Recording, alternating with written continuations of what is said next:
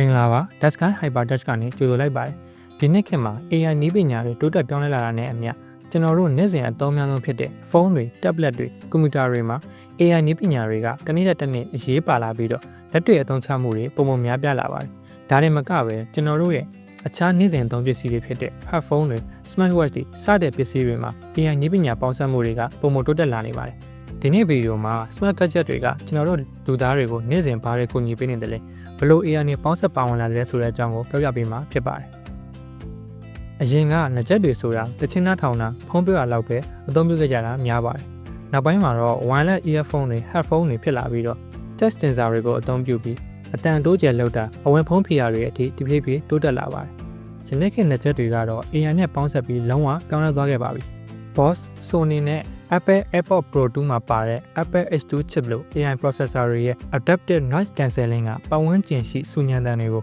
ုအလိုလျောက်ထိန်းညှိပေးပါတယ်။ Bluetooth တက်ပြီးဆူညံတဲ့နေရာတွေမှာတော့မှ sound optimization system ကြောင့်တချင်းတန်ဖုန်းတန်ကိုကြည်ကြည်လင်လင်ကြားရမှာဖြစ်ပါတယ်။ဘာသာစကားမတူညီတဲ့သူနဲ့စကားပြောဆိုရမှာလည်း real time translation လုပ်ပေးနိုင်ပါတယ်။ Washington တက္ကသိုလ်ကတီထွင်ခဲ့တဲ့ Target Speed Hearing Snip ပါတဲ့ headphone မှာဆိုရင် Bluetooth တက်ပြီးဆူညံတဲ့ပတ်ဝန်းကျင်မှာတော့မှကိုကြားလိုတဲ့လူတစ်ယောက်ရဲ့အတန်ကိုရွေးချယ်ပြီးပုံမရှင်းလင်းအောင်နားထောင်နိုင်ပြီးတော့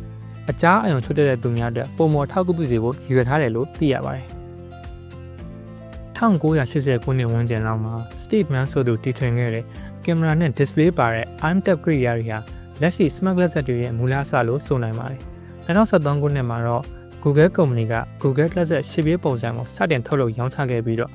2016ခုနှစ်မှာတော့ Mixed Reality Immersive နဲ့ပါဝင်တဲ့ HoloLens ကို Microsoft ကမိတ်ဆက်ခဲ့ပါတယ်။ယနေ့2025မှာတော့ AI နဲ့ပေါင်းစပ်ထားတဲ့ Smart Glasses တွေဟာကင်မရာတွေအပြင် Gyroscope, Accelerometer, Depth Sensor တွေပါဝင်လာပြီးတော့ပတ်ဝန်းကျင်အခြေအနေနဲ့လှုပ်ရှားမှုတွေကိုသိရှိနားလည်နိုင်တာဖြစ်ပါတယ်။ကင်မရာကနေမြင်ရတဲ့အရာရာတိုင်းကို AI ကသိရှိနိုင်ပြီးတော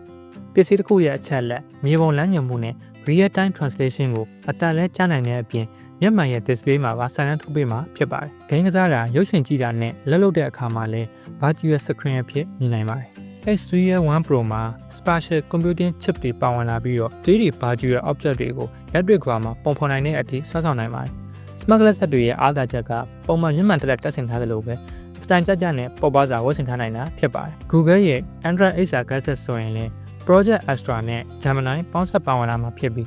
Google XR Glasses အကြောင်းကိုဒီဗီဒီယိုမှာရှင်းပြပေးထားပါတယ်။ Smartwatch တွေကဒီဇိုင်းနဲ့ကာလာမျိုးရှိကြပြီးတော့ဝတ်ဆင်တဲ့အခါပေါ့ပါပြီးတက်တာရှိစေဖို့နဲ့အသုံးဝင်တဲ့ AI feature တွေထည့်သွင်းပြီး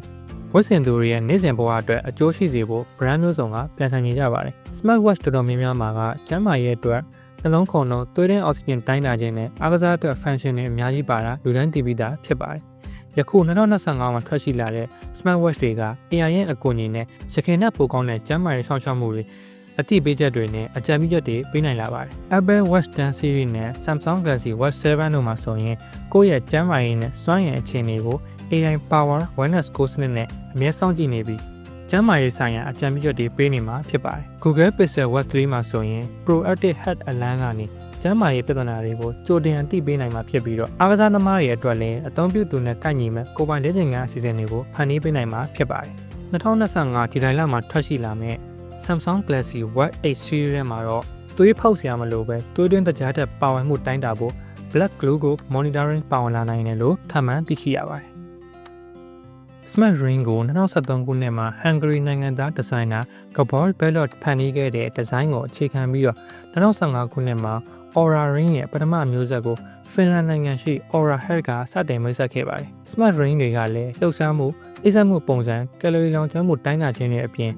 ခန္ဓာကိုယ်ကိုပူချိန်တိုင်းတာခြင်းနဲ့စိတ်ဖိစီးမှုတိုင်းတာဖို့အတွက်အရေးပြားလျက်ကူးမှု Skin Connectivity Sensor တွေပါဝင်လာပါတယ်။ဒီ sensor တွေကနေရရှိလာတဲ့အချက်အလက်တွေကို AM chip ကနေခွဲခြမ်းစိတ်ဖြာပြီးတော့ဖုန်းမှာထည့်သွင်းထားတဲ့ company ရဲ့ app တွေစီကို report လုပ်ပေးမှာဖြစ်ပါတယ်။ Aura Ring ရဲ့ Retina Score နဲ့ Samsung Galaxy Ring ရဲ့ Vitality Score တွေဟာ AI ကိုအခြေခံရတာဖြစ်ပြီးတော့အိပ်စက်ချိန်ကိုပါစောင့်ကြည့်ပြီးအိပ်စက်မှုအရေးသေးကိုမြင့်တင်ဖို့အတွက်မအိပ်စက်ခင်စောင့်ရန်ရှောင်ရန်များကျန်းမာရေးအတွက်နေ့စဉ်နေ့တိုင်းစားသောက်မှုပုံစံအကြံဉာဏ်ပေးရတဲ့အထိလှုပ်ဆောင်နိုင်တာဖြစ်ပါတယ်။ AI နည်းပညာဟာအခုလို smart gadget တွေနဲ့ပေါင်းစပ်ပြီးတော့ကျွန်တော်တို့ရဲ့ကျန်းမာရေးနဲ့နေ့စဉ်လုပ်ငန်းတွေမှာကူညီဆောင်ရွက်ပေးနေတဲ့ပုံစံကိုပြောပြသွားတာဖြစ်ပါတယ်။ဒီဗီဒီယိုကြည့်နေတဲ့မိတ်ဆွေကရောဘယ်လို smart gadget တွေကိုစိတ်ဝင်စားပါသလဲ။ဆွေးနွေးချင်တဲ့အကြောင်းအရာတွေကို comment မှာရေးခဲ့ပေးလို့ရပါတယ်။ အခုလို AI ဆိုင်ရာအကြောင်းအရာတွေနည်းပညာအကြောင်းအရာတွေကိုစိတ်ဝင်စားတဲ့ဆိုရင် Deskai Hypertext ကို subscribe လုပ်ပေးကြပါအဆုံးထိကြည့်ပေးတဲ့အတွက်အားလုံးကိုကျေးဇူးတင်ပါတယ်